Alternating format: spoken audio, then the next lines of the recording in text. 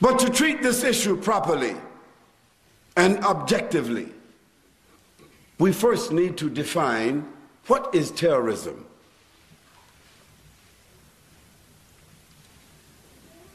No one can make their own definition of terrorism, because the definition doesn't change from day to day and time to time and place to place.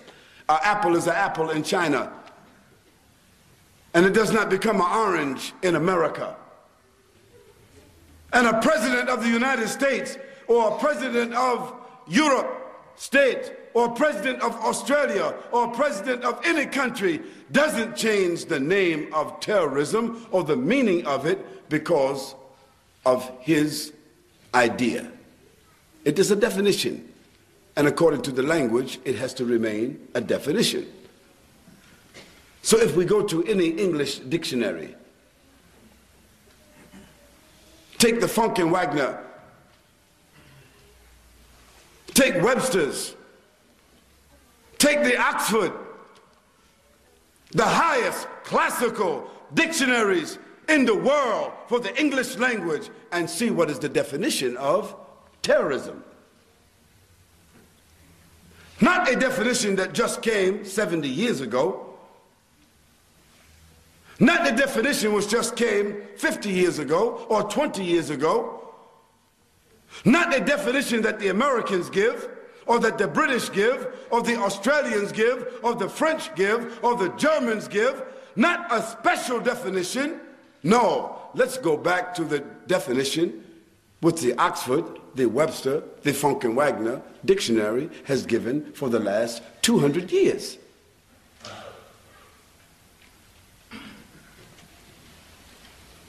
The definition of terrorism. And listen very carefully, because after we get the definition, we're going to speak about some actions which have been done in the last 200 years since this definition has been made, and you will tell me, is this actions of terrorism or is it not? It says, terrorism, the act of protracted or spontaneous inflicting of systematic attacks and assaults and intrusions upon individuals and places within human populations with the purpose of instilling fear and trauma. Let me read it again, so there is no mistake. The act of spontaneous or protracted infliction of systematic attacks and assaults upon individuals and places within human populations with the purpose of instilling fear and trauma. Now let us examine the last 200 years.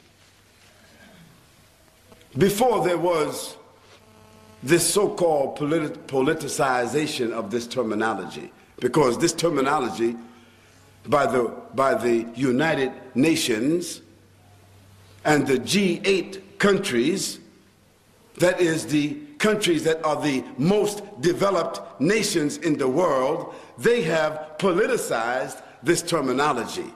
They have politicized this definition. In the last 30 years, they have made a special definition for this.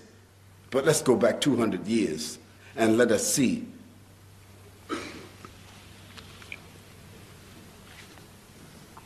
In the last 200 years, and I want you to add up the numbers as we move along,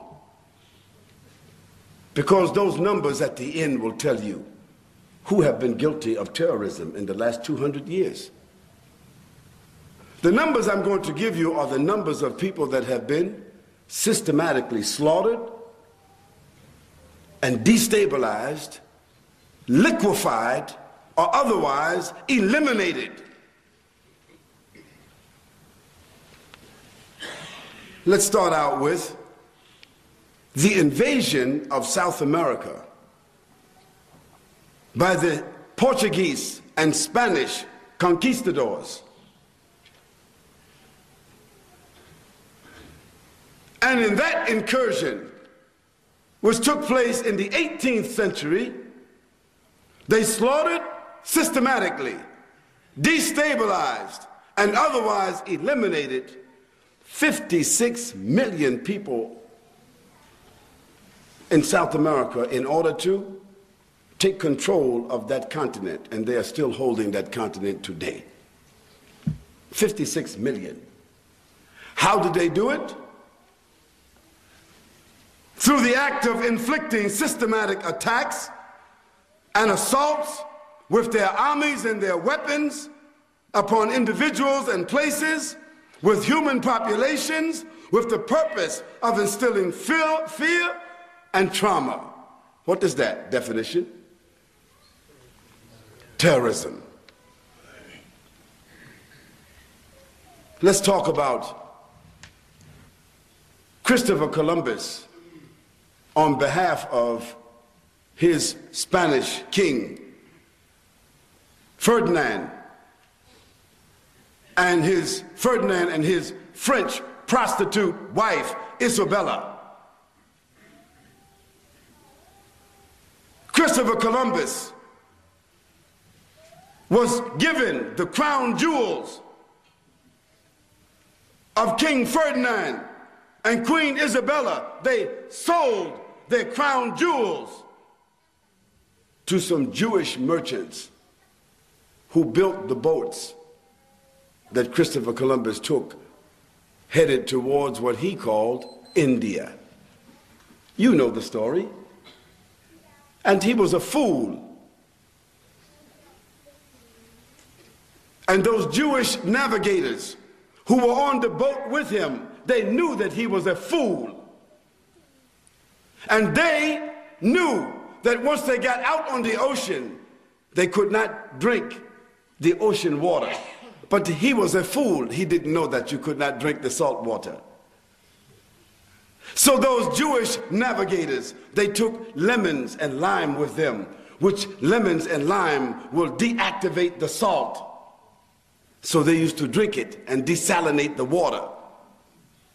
But they allowed Christopher Columbus and his crew to drink the water, and they caught something called rickets, and most of them died. So those Jewish navigators, they took him where they wanted to take him, which was what we call now the Americas. Because those Jewish navigators, that's where they wanted to go. Because they had the maps from the Muslims. So they knew where to go.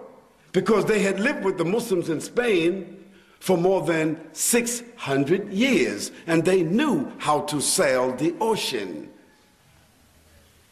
And they arrived at a place called the Americas. But Christopher Columbus, he survived. But the fool that he was, he still called the place India. And so even today, how arrogant they are, they still call the people in my country, the native people of my country, they still call them Indians. And let me tell you, after Christopher Columbus came back and claimed that land for King Ferdinand and Isabella, they sent more ships. And within 150 years, they destabilized, massacred, killed, liquidated, eliminated 89 million native Indians, as they called them, to take control of what they call the New World. So we got 56 and we got 89. You keep adding for me, please. And what did they do? They inflicted systematic attacks and assaults with their weapons and their ships and their boats and their armies upon individuals and places within human populations with the purpose of instilling fear and trauma. And what is that definition?